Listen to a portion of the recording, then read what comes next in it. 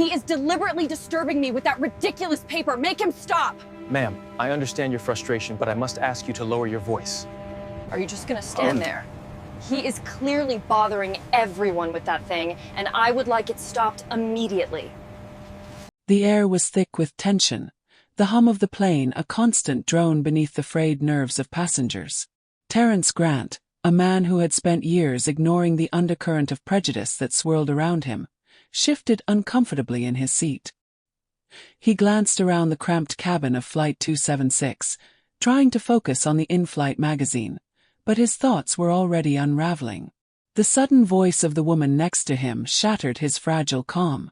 "Excuse me, sir, but I think you're sitting in my seat," she said, her voice just loud enough for a few others nearby to hear. Terence froze. The seat had been assigned to him. His boarding pass confirmed it. But before he could respond, the flight attendant was already at the aisle, eyeing him with a mix of suspicion and irritation. "Ma'am, I think there's been some mistake," the flight attendant said, her tone bordering on dismissive. "This gentleman is seated in his assigned seat." The woman, a blonde with sharp features, gave an exaggerated huff, turning to the flight attendant with an icy smile. "I don't care what his ticket says. There's no way a person like him should be sitting in this section. He doesn't belong here." Her words, drenched in thinly veiled contempt, sliced through the air. Terence's heart raced, but his response was slow. The room seemed to shrink around him. As the flight attendant's eyes flicked nervously from the woman to him, Terence knew this wasn't just a misunderstanding. This was a challenge to his right to exist in the same space, to breathe the same air. The tension escalated in a heartbeat.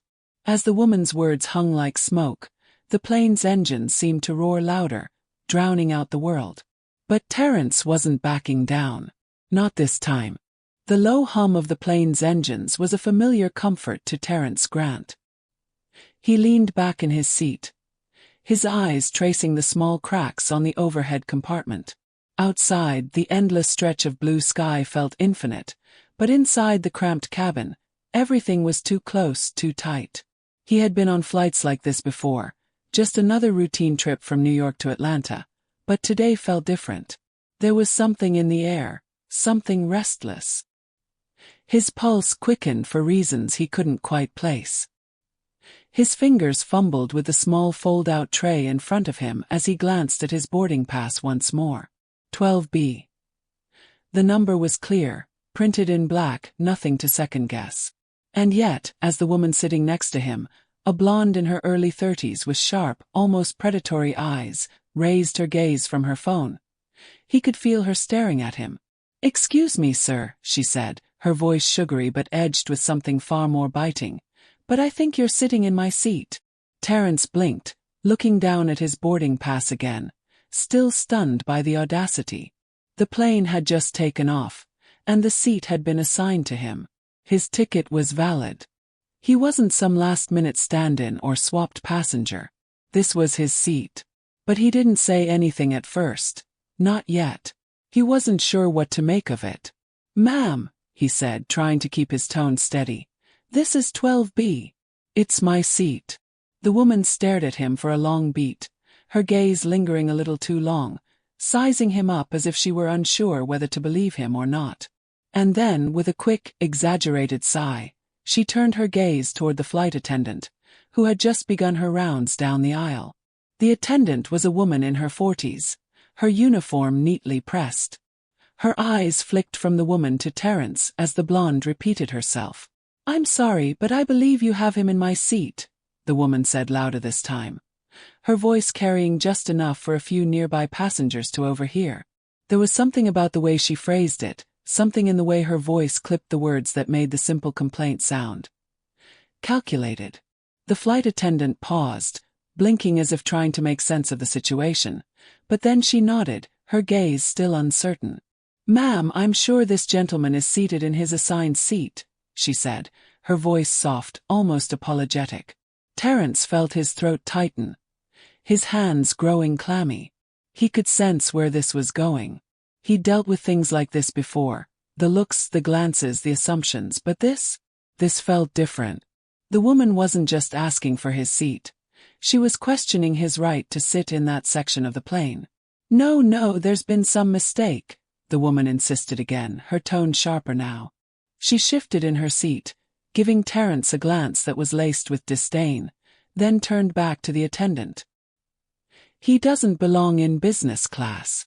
This is for people who belong here. The words dropped like stones.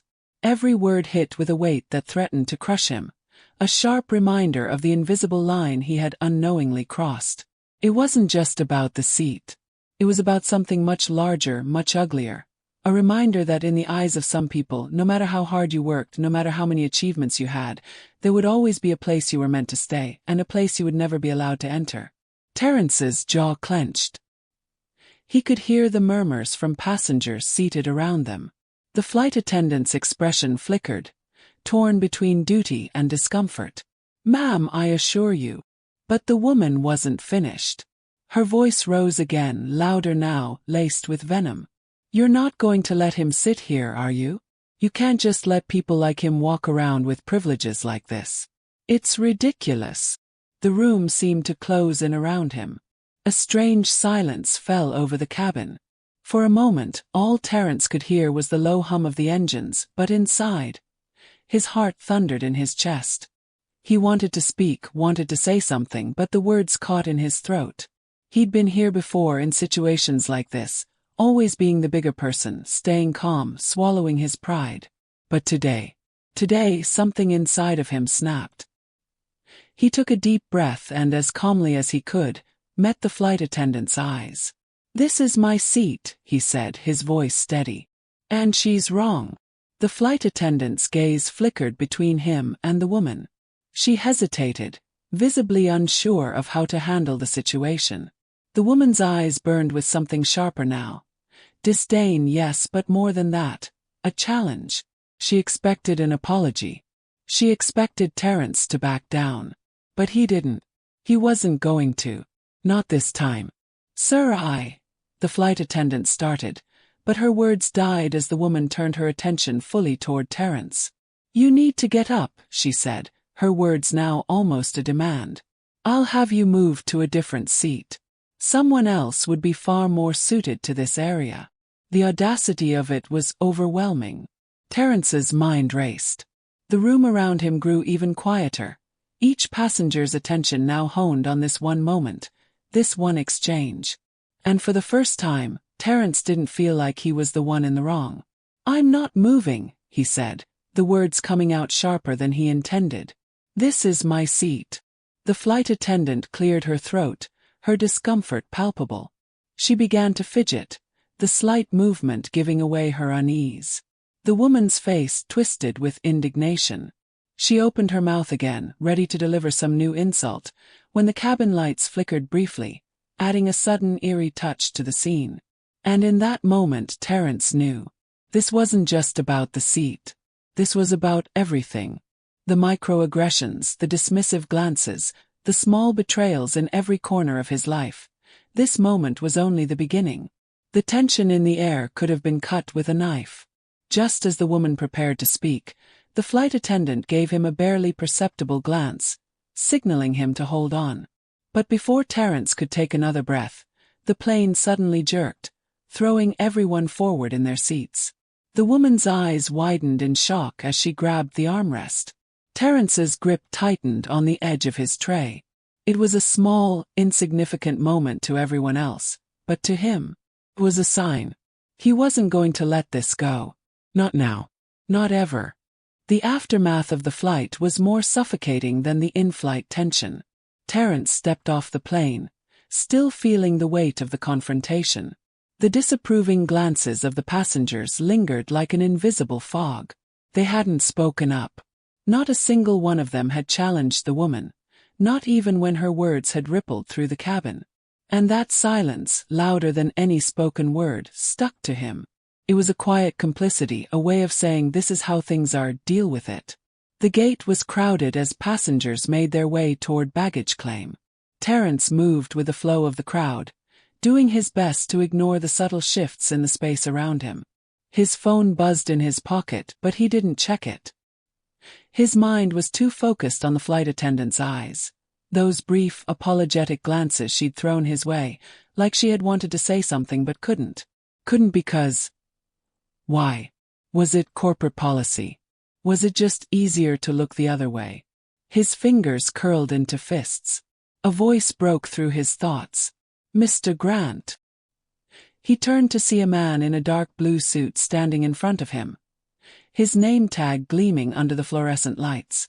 The man's smile was strained, almost rehearsed. Yes? Terrence asked, his voice guarded. I'm Michael Turner. I work with customer relations for the airline. We've received some feedback regarding your flight experience. May I have a moment of your time? Terrence studied the man's face for a second, weighing his options. He could turn and walk away, pretend like it was just another misstep, another day of swallowing his pride. But something inside him stirred, a quiet fire that said no. He wasn't just going to forget this. Sure, Terrence said, trying to sound calm but failing to mask the edge in his voice. Turner led him to a quiet corner of the terminal. There, the conversation quickly turned to the incident. The man was all business, a practiced smile that didn't quite reach his eyes. His words smooth but with an underlying note of discomfort. I just want to assure you that we take situations like this very seriously, Turner said, his tone polite but distant. I've reviewed your complaint, and we'll be conducting an internal investigation. Terrence raised an eyebrow. Internal investigation. That's it. No apology. No acknowledgement of the fact that I was humiliated, not just in front of the woman, but by the flight crew too. Turner paused, his expression tightening slightly. Sir, I assure you we don't condone any form of discrimination. The flight crew acted according to protocol. The situation was misunderstood. We've asked the flight attendant to provide a statement, and we'll be handling it from there. A cold laugh bubbled up in Terrence's chest. Misunderstood.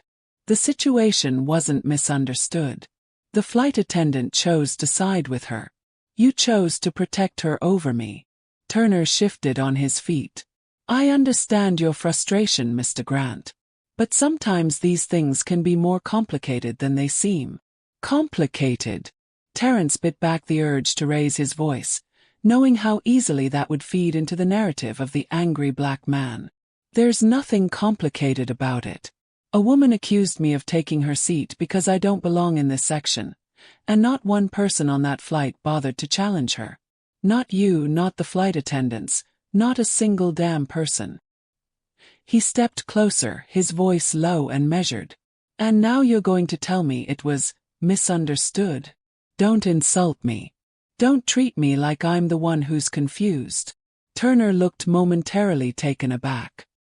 His lips parted, but no words came out. I want to file an official complaint. A real one, Terrence continued, his voice firm. I want to speak to someone higher up. I want to know exactly what your airline is doing to fix this.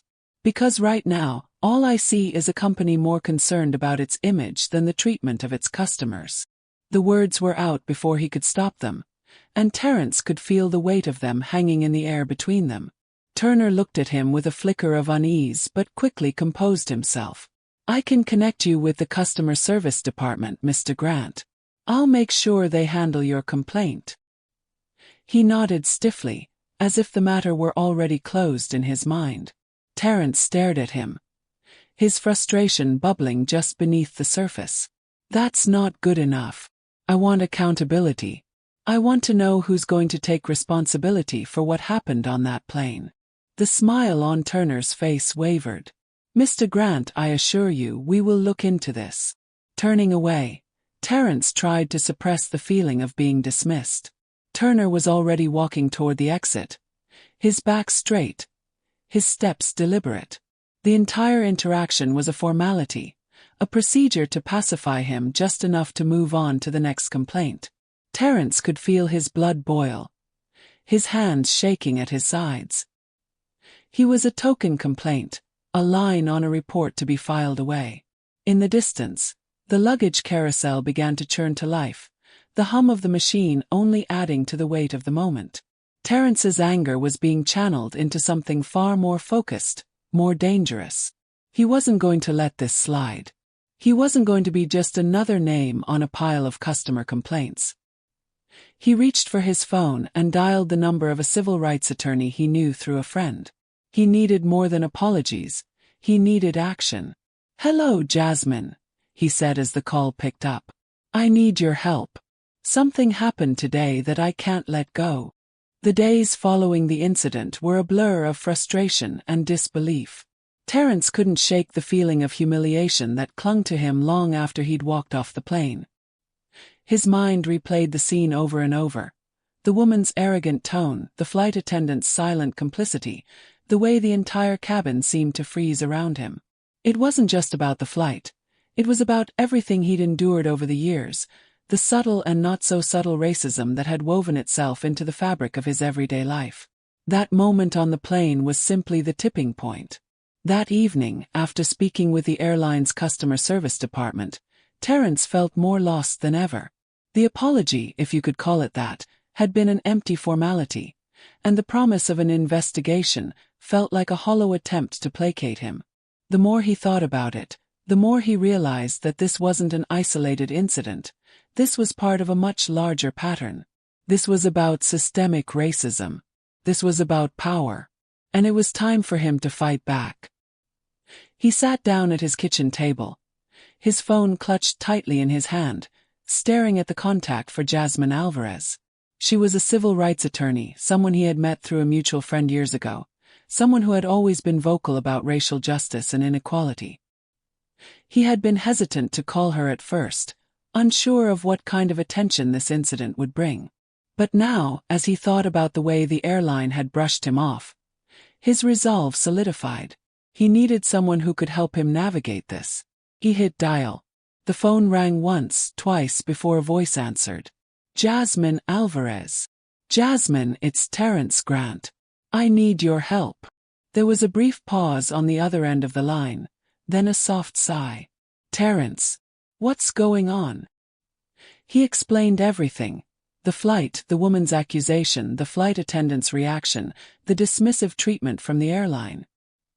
He spoke in a controlled voice, but beneath it, the anger still simmered. Jasmine listened intently, asking a few questions here and there, her tone steady and calm. When he finished, she didn't immediately respond.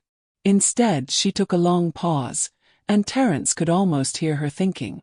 She was always like this, methodical, focused. It was one of the reasons he respected her so much. "I'm sorry you had to go through that, Terrence," she said finally. "But it's not surprising. This kind of thing happens all the time, especially with companies that have the power and the privilege to silence complaints. But you're right, this isn't just about the flight. It's about a culture of discrimination. And it's something we can fight against." Terrence's chest tightened at the words. He hadn't realized how much he had needed to hear that. "So, what do? "We take action," Jasmine said. "I'm going to help you file a formal complaint with the airline, but more than that, I'm going to help you hold them accountable. We'll get the press involved, we'll file a lawsuit if necessary, and we'll make sure they know they can't get away with this." Terrence felt a surge of emotion, a mix of relief and fear. He wasn't sure what was more terrifying, the prospect of confronting the airline head-on or the possibility of failing to make a difference. But Jasmine's confidence gave him the strength to push past his doubts. "Let's do it," he said, his voice firm. The following days were a whirlwind of legal consultations, document filings, and phone calls. Jasmine worked quickly, leveraging her connections within the civil rights community and contacting the press. The media caught wind of the story, and soon Terrence was inundated with requests for interviews. His phone never stopped buzzing, the emails piling up in his inbox. His story, the story of a black man being publicly humiliated by an airline employee for no other reason than his race, became a talking point on news outlets across the country.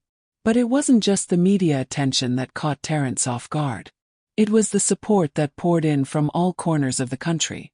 People reached out to him on social media, sharing their own experiences with racism, with corporate indifference, with the way society had long marginalized them.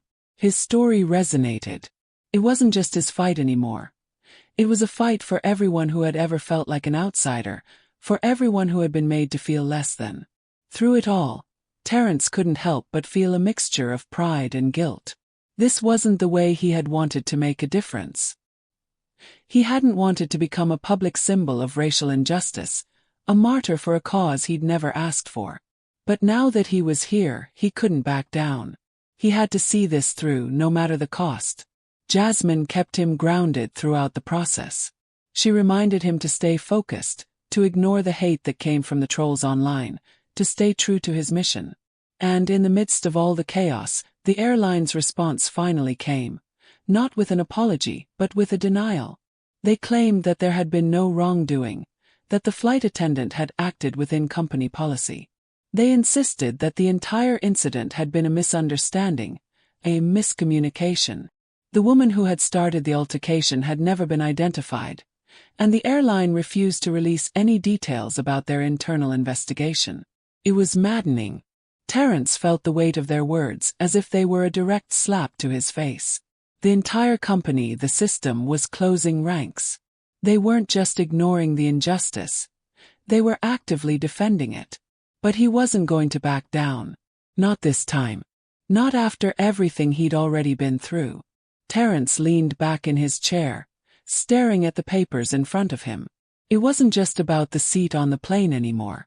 It was about dismantling the lies, exposing the rot within institutions that claimed to value equality but didn't walk the talk.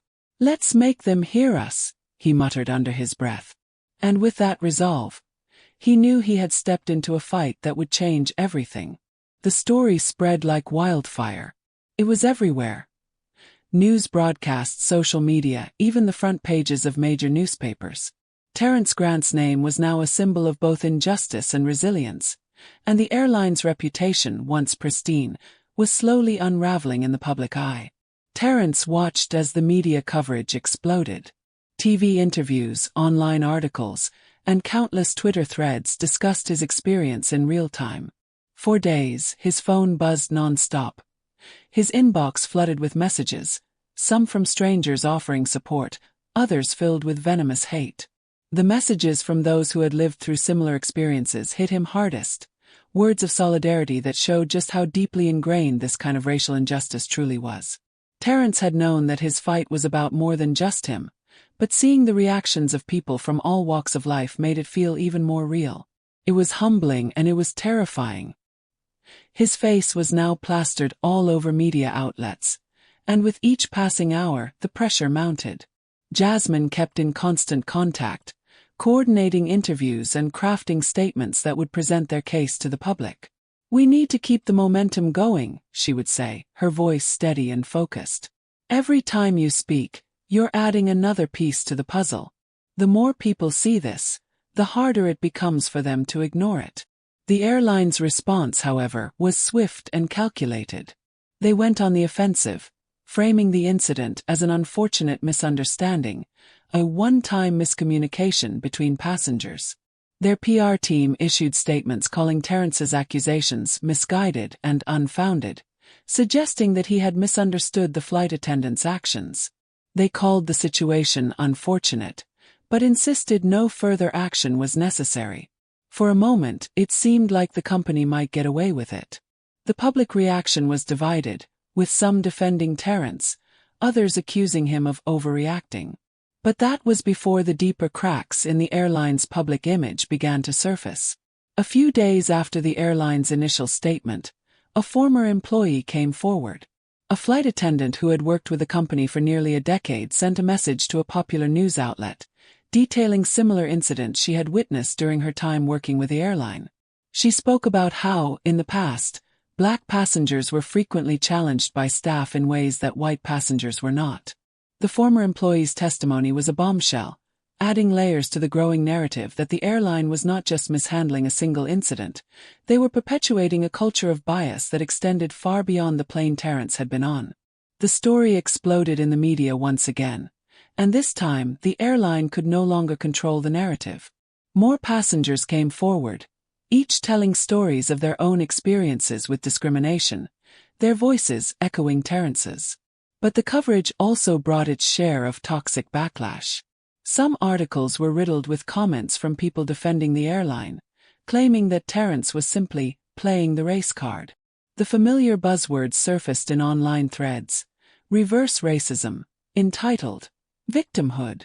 These attacks were often couched in the language of false equivalency, a way to dismiss the systemic issues that had been laid bare. One particular comment on a major news outlet's page stood out to Terrence.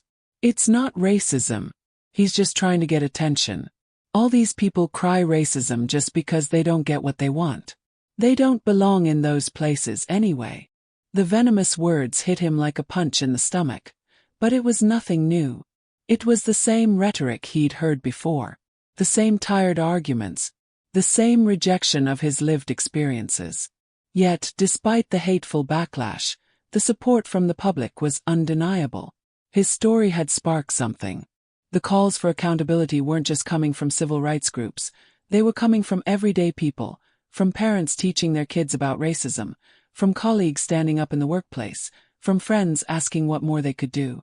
Terrence was exhausted, physically and emotionally.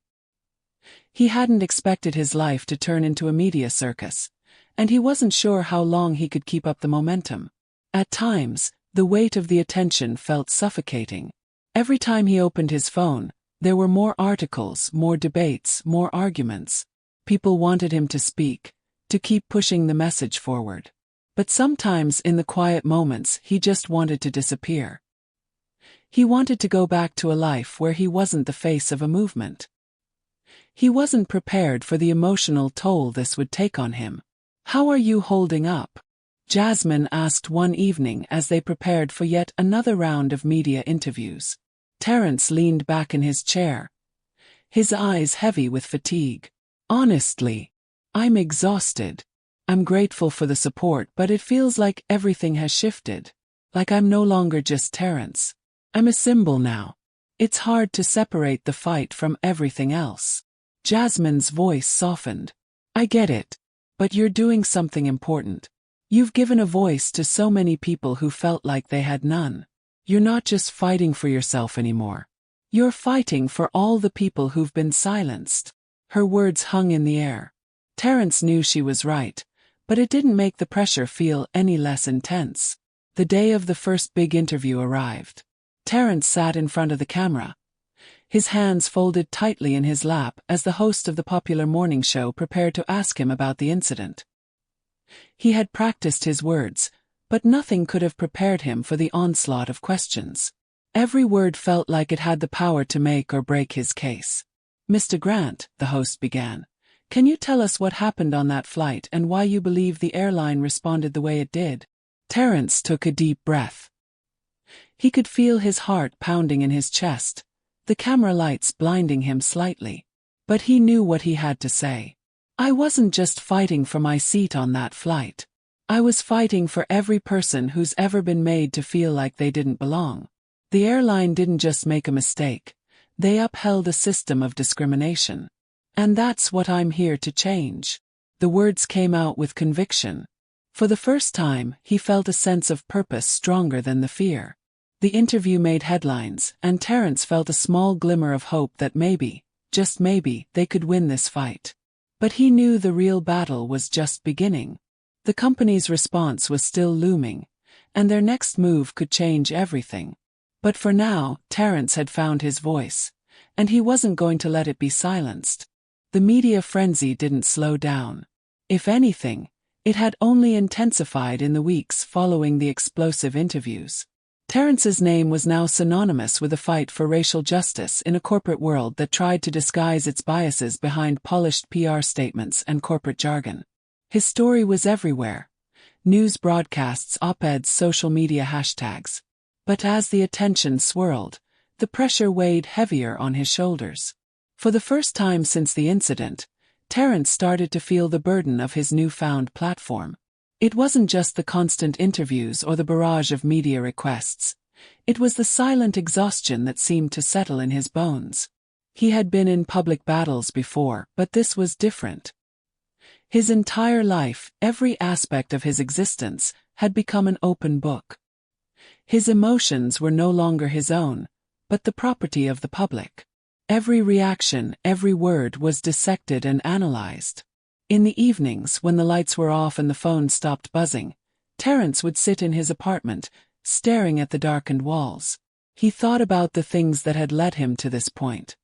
His childhood, the subtle racism in school, the comments from his colleagues, the people who made him feel like he didn't belong, and how those experiences had been dismissed or minimized. This moment, this flight, had made everything visible. He wasn't just reliving a single incident anymore. He was reliving a lifetime of racial tension, injustice, and isolation. But amidst the growing public awareness, something darker was taking root behind the scenes. Jasmine called him one evening, her voice carrying an edge of tension that immediately caught his attention. "Terence, we need to talk," she said, the usual calm assurance replaced with urgency. "There's something I need to tell you." He sat up straighter, already anticipating what was to come. "What's going on?" "I've been in touch with a few of my contacts, people from the civil rights organizations we've been working with, and I found out something you need to know. There are whispers that the airline is trying to make this go away. Quietly. They've reached out to some key players, trying to discredit you, your story, even me." Terence's heart skipped a beat. "What do you mean? How?" "They're playing the long game," she explained. "They're offering deals behind closed doors. They've been contacting people in the legal and media spaces, pressuring them to drop support for this case. It's corporate politics at its finest. They want us to fold, to settle for less, or better yet, disappear entirely." The words felt like a punch. The truth behind them was something Terence had feared but had been unwilling to acknowledge. His instinct told him that the airline would never just back down. They weren't going to let this blemish on their image linger for long, not with the power they held. "They're trying to buy silence, aren't they?" Terence muttered. "Exactly," Jasmine said, her voice taut with frustration. "They know we've got the public on our side, but they think they can win with money and influence. They're even trying to sway the narrative, spin it in a way that makes you look like the aggressor, like you're trying to use this as a platform for attention." Terence felt the anger surge again. The betrayal was heavier than he expected, but it wasn't just the airline's actions that stung. It was the realization that the systems in place, the corporations, the lawyers, the media, would always play by a different set of rules. A set of rules that had never once worked in his favor. That made him a pawn to be manipulated, a piece to be moved when it was convenient. "What do we do?" he asked, though part of him knew the answer. Jasmine was silent for a moment before answering, her voice measured. "We expose it. All of it. We go public with what's happening behind the scenes. We make it clear that this isn't just about the airline. It's about the system that's enabling this kind of behavior. The longer they try to cover it up, the worse it's going to get for them."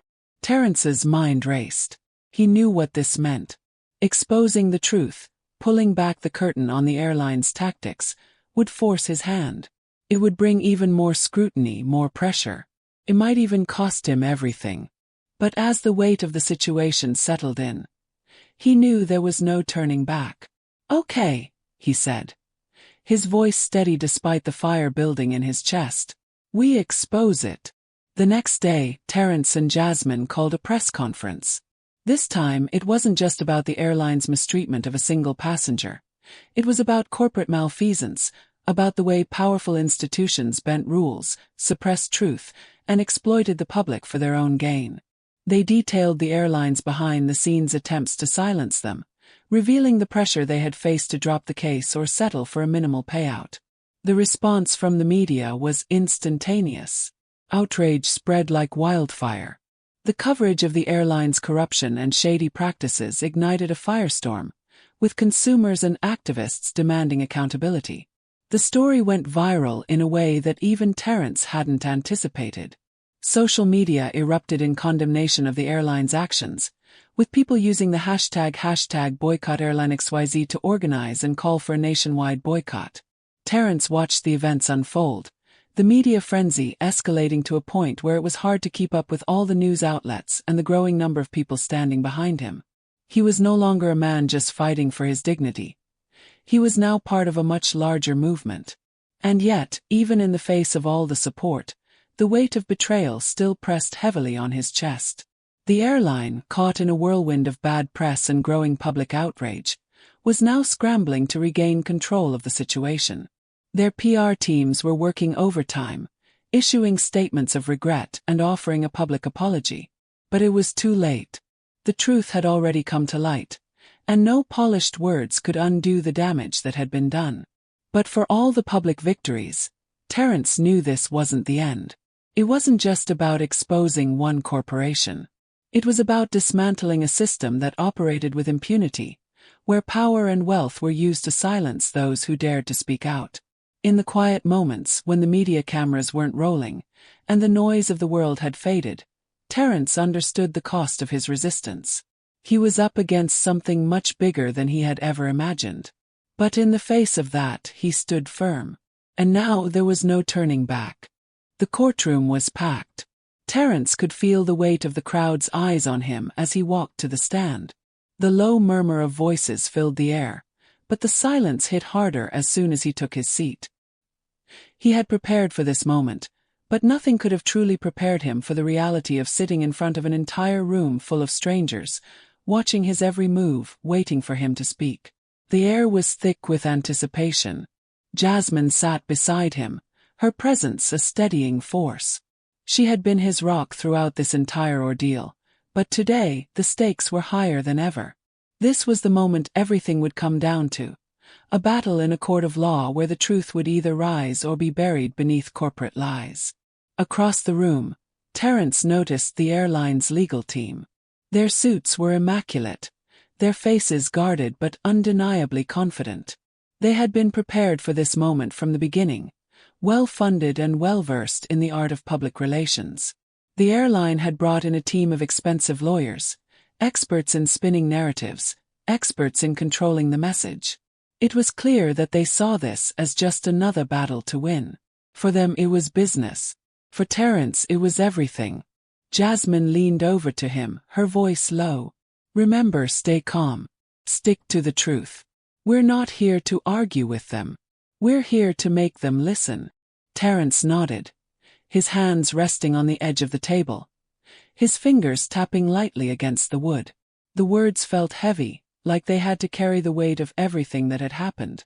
The woman on the plane, the flight attendant, the dismissed complaints, the pressure from the airline's corporate machine. It was all here now, distilled into this one moment. The judge called the session to order. He was a middle-aged man with graying hair, his expression neutral as he glanced over the case files. "Let's proceed," he said, and the sound of his gavel echoed in the quiet room. "Mr. Grant, please take the stand." Terence stood up and made his way to the witness box. He felt every step as though it were being scrutinized. The room seemed to hold its breath as he placed his hand on the Bible and swore to tell the truth. His voice came out steady, but he could feel the weight of the entire world pressing down on him. Mr. Grant, the airline's lead attorney, a tall man with a sharp jawline, stood and began his questioning. "You claim that the flight attendant and the other passengers on that flight discriminated against you. Is that correct?" Terence's pulse quickened, but he steadied himself, focusing on the question. "Yes, that's correct." "Now, Mr. Grant," the lawyer continued, his voice smooth and calculated, "you understand that flight attendants are trained to handle seating assignments, correct? And that when they ask passengers to move, it is in accordance with the airline's policy." "I understand that," Terence replied. "But the issue here isn't that I was asked to move. The issue is that I wasn't just asked to move. I was told I didn't belong there. And it wasn't just the flight attendant. It was the woman sitting next to me. It was the system. I was told, in no uncertain terms, that I didn't belong in that seat because of who I am." The attorney pressed on, trying to minimize the impact of the interaction. But no one was physically threatened. No one was harmed. This was a minor incident, wasn't it?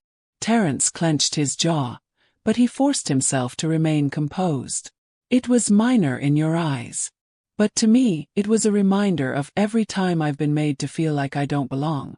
It was a reminder that people in power, even in places where we're supposed to be treated equally, don't always see me as equal.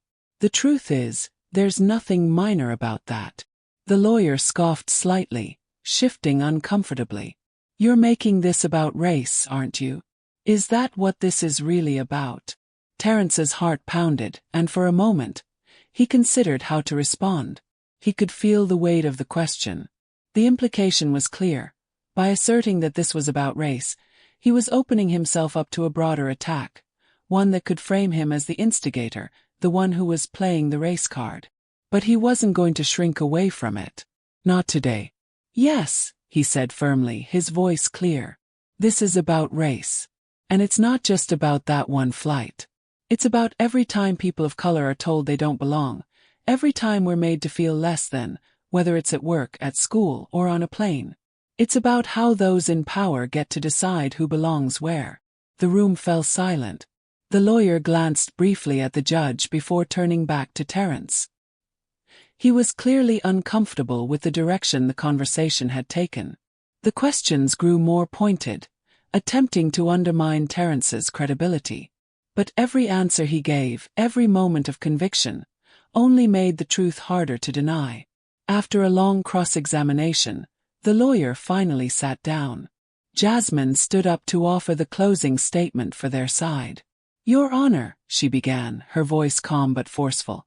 This case is about more than just a misunderstanding over a seat assignment. This case is about accountability. It's about ensuring that no one, regardless of their race, is made to feel like they don't belong. The actions of the airline, from the flight attendants to the corporate responses, have shown us that there is a systemic issue here, an issue that has been swept under the rug for far too long. Mr. Grant did not ask for this attention. He did not want to be here. But he is here, standing before you today, because he refuses to let this injustice be dismissed as just another misunderstanding. Jasmine's words rang out, steady and unyielding, echoing through the courtroom. It was clear she was ready for this battle, ready to expose the airline and its hollow defenses. Terrence could feel the energy shift in the room. It was as if the ground beneath him had shifted, the air had thickened, and the moment had finally arrived. They had fought this far, against the tide of indifference, against the powerful forces that had tried to make them invisible. The case wasn't over, but Terrence could sense something fundamental had changed. The truth had been laid bare. And in that truth there was power. As the judge called for a recess, Terrence stood, his heart racing, but for the first time in a long while, he felt a spark of hope. They weren't backing down. They were only just getting started. The days following the trial were a blur of emotions. Terrence hadn't expected it to be easy, but the toll it took on him, physically and mentally, was greater than he had imagined. The media attention only intensified as the case came to a head. People were talking, arguing, demanding change. The public had rallied behind him in ways that went far beyond what he'd ever anticipated. But as the smoke began to clear, a quiet, deeper exhaustion set in. On the morning of the verdict, Terrence sat in the waiting room, his hands clenched tightly together. He had been here before, waiting for things to unfold, always trying to prepare for the worst, but never knowing what the outcome would be. Jasmine sat beside him, calm and collected as always, but even she couldn't hide the small flicker of tension in her eyes. She was a professional, but they both knew that today's decision would set the course for everything to come. In the courtroom, the judge's gavel echoed in the silence as he read the decision. Terrence's heart raced in his chest, but his eyes never wavered. He had no idea which way the ruling would go. The courtroom had been divided. The airline's legal team had spared no expense in their defense, casting doubt on the details of the incident, while Jasmine had fought to present not just the facts of the case but the larger, systemic problem that had been exposed. After careful review of the testimony and the evidence presented, the judge said, his voice steady, I find the defendant, Airline XYZ, guilty of engaging in discriminatory practices that led to the mistreatment of Mr. Terrence Grant. The actions of the flight crew and the airline's failure to take accountability for their behavior are not only regrettable but indicative of a larger issue within the organization. Therefore, the court mandates that Airline XYZ issue a formal apology, compensate Mr. Grant for the emotional distress caused, and undergo a full audit of their training and discrimination policies. The words hung in the air, heavy with the weight of victory. Terrence's heart hammered in his chest, but this time it wasn't from fear. It was from a mixture of disbelief and relief. The victory was not just his own. It was a win for every person who had ever been forced to face the quiet, invisible racism that thrived in the corners of society. But as the courtroom erupted into murmurs of approval and disbelief, Terrence's mind couldn't stop racing. The win had come at a high cost. The scrutiny, the pressure, the emotional toll, it had all left its mark. He had won, yes, but the road ahead would be just as challenging, if not more so. Jasmine turned to him, her face a mixture of pride and caution. "We did it, Terrence. You did it." He nodded slowly, his voice low. "We did. But it's not over yet. This is just one step. This fight, it doesn't end with an apology or a check." Jasmine smiled softly, her eyes reflecting the same realization. "I know. But it's a step in the right direction." As they left the courthouse, Terrence couldn't help but feel the weight of the moment. The media cameras had already gathered outside, flashing their lights in rapid succession, eager to capture every aspect of his reaction. The victory was the headline everyone wanted, but Terrence was no longer sure that the headlines would be enough. The damage had been done, and the scars ran deeper than anyone outside of the courtroom could understand. The following days were a whirlwind. The airline issued its public apology, but it felt hollow, more like a strategic move to save face than a genuine acknowledgement of their wrongdoing. Their PR teams went into overdrive trying to manage the damage, but the public wasn't buying it. The story of how they had tried to cover up their discriminatory practices was too fresh, too damaging. Social media buzzed with support for Terrence, but also with calls for further action. The apology didn't feel like enough. Many were asking, what next? What about the passengers who remained silent? What about the flight attendants who didn't speak up? And what about the deeper, systemic issues that allowed something like this to happen in the first place? Terrence was contacted by a slew of organizations, all offering their support, their congratulations, and their own calls to action. Some were political groups, others were civil rights organizations. He was even invited to speak at rallies, to be part of larger movements that aimed to confront corporate racism on a national scale. It was overwhelming. Yet, in the midst of all the offers, the calls for change, and the newfound attention, Terrence found himself sinking into a quiet solitude. He had won. He had fought, and he had succeeded. But at what cost? The emotional toll was heavy. He had always known that standing up for what's right was difficult, but this battle had pushed him to his limits. It was one thing to fight for justice, to fight for equality, but it was another to see just how deep the rot went, to feel the backlash and the constant weight of being under microscope. As he sat alone in his apartment that evening, looking out over the city, he thought about what came next. The victory felt sweet but fleeting. The airline had been forced to confront its wrongdoing, but what about the larger, more pervasive culture of racism in the world? What about the systems that continued to marginalize people like him, day after day? He knew that this fight wasn't over. It had never been just about a seat on a plane. It was about a fight for dignity, for equality, for a world where people like him didn't have to worry about being humiliated in front of strangers. Terrence wasn't done. Not by a long shot. But for now, he allowed himself a moment of quiet satisfaction. He had stood up. He had fought. And for the first time he could truly say he had won. The months that followed the court ruling were a time of both healing and reflection for Terrence. The media storm had died down, replaced by the normal hum of everyday life, but the effects of the case still lingered. The airline, though publicly contrite, had quickly resumed business as usual, their promises of systemic change left unfulfilled.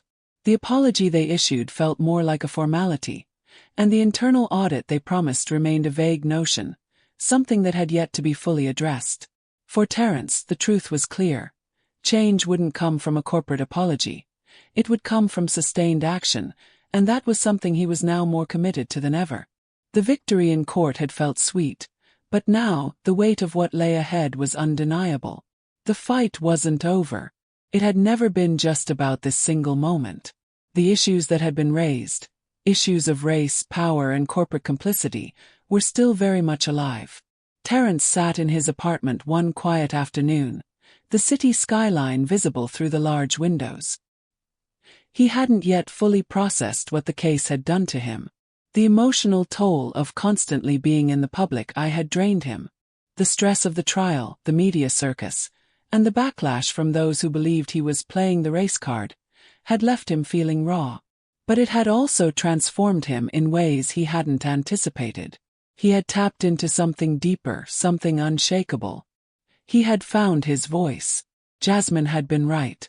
The fight wasn't just about him.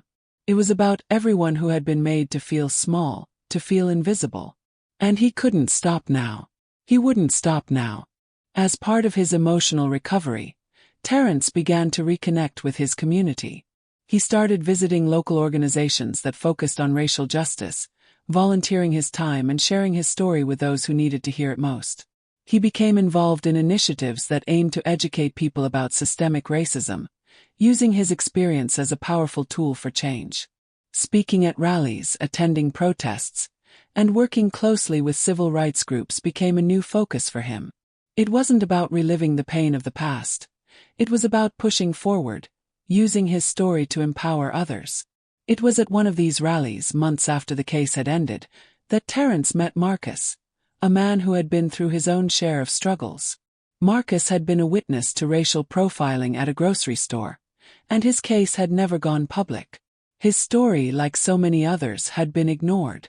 But standing there next to Terence, Marcus shared his anger and his drive for justice. The two men, though from different walks of life, found solidarity in their shared experiences. "Man, this fight, it's bigger than any one of us," Marcus said, his voice a mix of frustration and hope. "But we've got the strength to carry it, you know? I see what you've done, Terence. You've lit a fire. It's time we take that fire and spread it everywhere." Terence nodded, feeling the weight of those words. Marcus was right. This fight wasn't about being a hero or seeking personal redemption. It was about dismantling the systems that allowed the inequality to persist in the first place.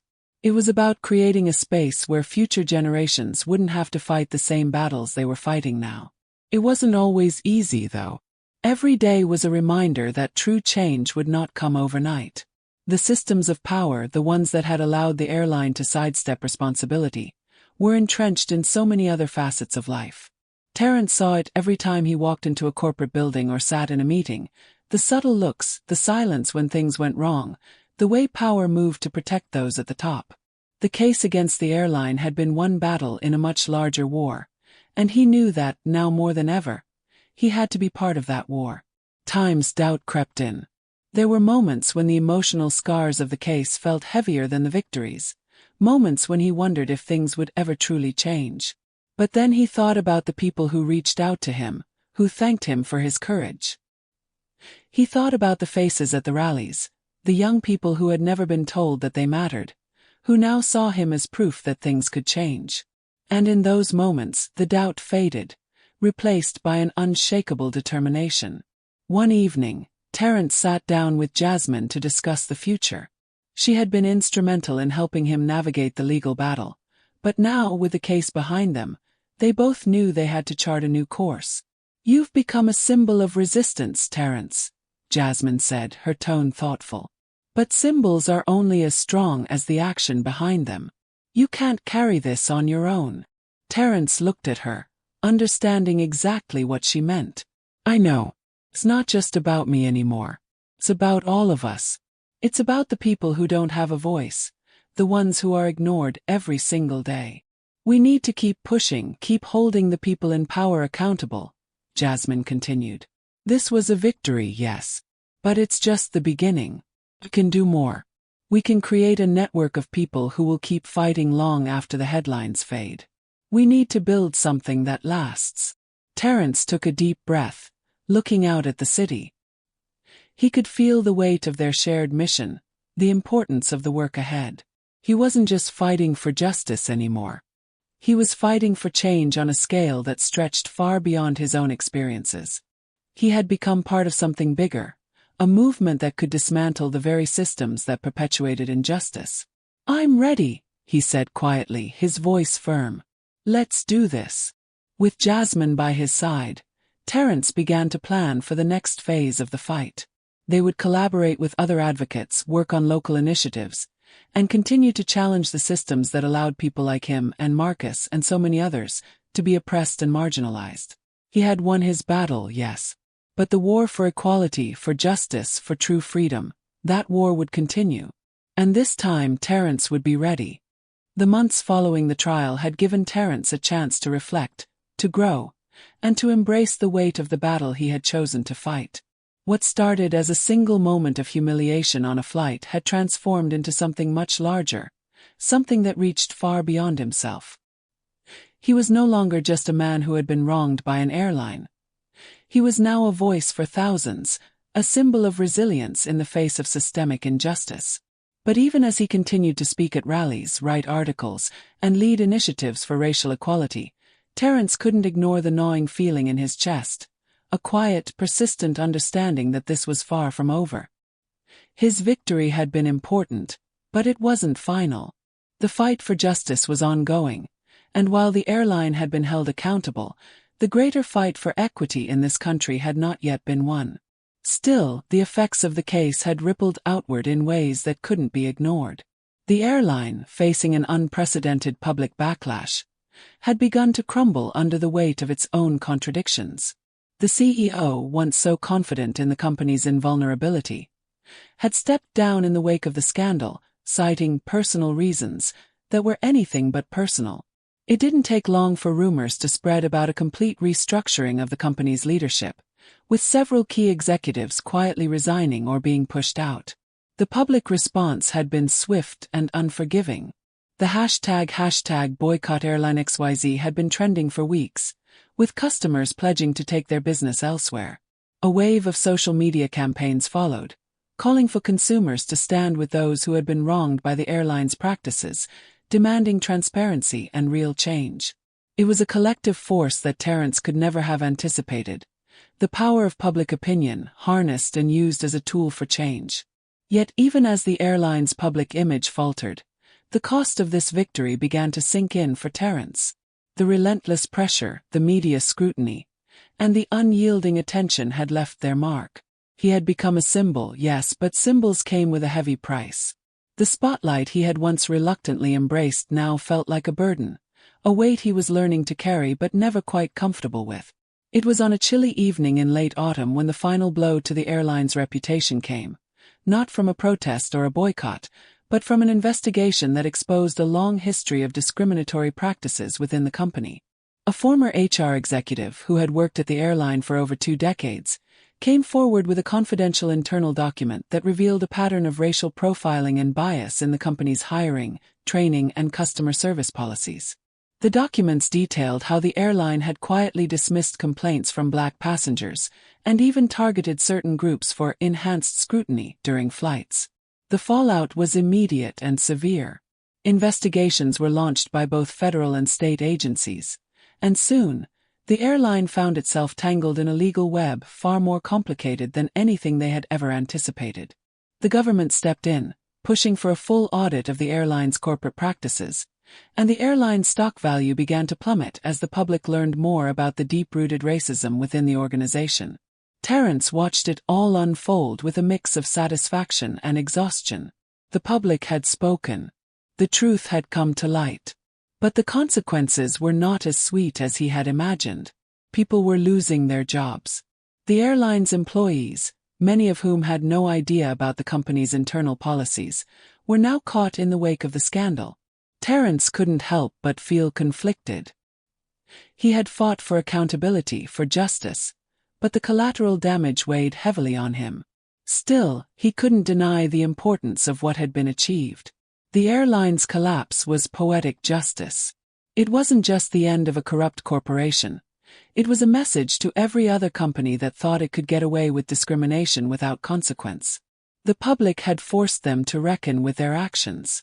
And for that, Terence could finally feel like he had made a difference. He stood at the window of his apartment, watching the city lights flicker below him. He could feel the weight of everything that had happened, the victories, the sacrifices, the toll it had taken on him. The road to justice was never smooth, but in the end, the truth had prevailed. And that, Terence thought, was all that mattered. His phone buzzed, and he looked down at the message from Jasmine. "We did it. They're done. You changed everything." Terence smiled for the first time in weeks. His fingers hovered over the screen, his mind racing through everything they had fought for, everything they had won. "We did it," he thought. "But there's so much more to do." It was true. The fight for justice didn't end with the fall of a single airline. It didn't end with a court ruling, a resignation, or even a public apology. The real work had only just begun. But for the first time, Terence felt a sense of purpose that wasn't born of anger or frustration. It was born of hope. Hope that things could change. Hope that his fight had made a difference. As the night wore on and the city settled into its usual rhythm, Terence found peace in the fact that his story, his struggle, had created a ripple effect. His fight had sparked something greater than himself. It had ignited a movement that would continue to grow, continue to demand change, and continue to expose the injustices that so many had tried to bury. The world wasn't perfect, and the road ahead would still be difficult. But Terence had learned that justice wasn't just about winning one battle.